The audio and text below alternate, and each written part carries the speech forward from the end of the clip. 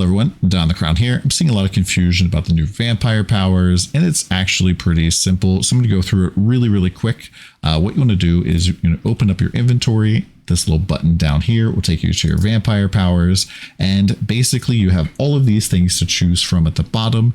A lot of these come from unlocking them with potent blood, so you kind of have to like mini gamble for these, but some of them do come from quests. You can tell those because right above where it says activation cost in big text, this says acquired from a serpent cornered quest. And so as you go through the seasonal storyline, you'll unlock all of these powers. We haven't gone and done them because one of them requires you to go do 5 different dungeons, and we're not really interested in doing that right now.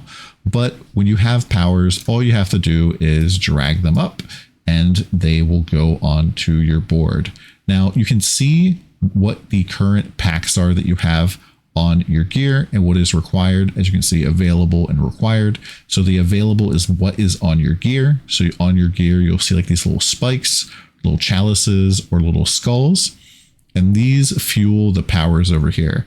And so like if I didn't have these pants for example, I would no longer have enough skulls to support all of the powers. And I can tell which powers are active or not, because there's like a little red line leading to the active ones, whereas the inactive ones don't have anything. And so it's kind of like difficult to keep these like in mind. I wish that you could see a list of like what your powers were on this screen, but you just go through here real quick. Now, as you're going through and doing the vampire hunting in the blue hell tide, or the good tide, as we're calling it, you will drop these things called packs, and this can just add stuff to your gear. Now that adds only to your armor, of course, and all you have to do is right click it, and then you can add the pack to your armor. Now, if you have armor that has a whole bunch of packs that you don't care for, you can also have cleansing acid. There is this acid that drops in the good tide. This takes off all of the packs present, and you can also alter this so that it will only take off certain packs. So if you only wanted to take off the like spikes off of this, you could use that instead. But if you use this, you just right click and it'll take off all of the packs. And yeah, whenever you see packed updated, check the sanguine circle. That means that one of your packs has become inactive, and you need to double check that. So now I'm like 3 spikes short. And so I'd have to go and add those back on to make sure that it's active once again. This is pretty simple. Now for upgrading and unlocking, all you have to do is press this button here. This spends potent blood that you get from the good tide, and I'm sure other things. And a lot of people are kind of freaked out by this page because it kind of makes it seem like you're going to brick something.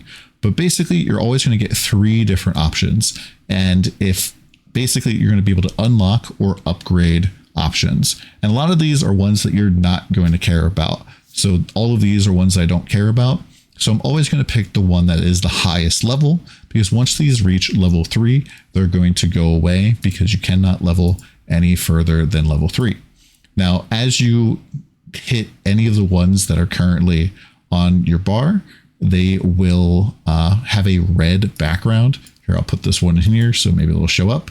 They'll have a red background, and you'll know to pick that one in particular. So in this example, Bathed in Blood here is 1 point away from being level 3. We're going to pick this one so that it won't show up ever again, because now it's level 3.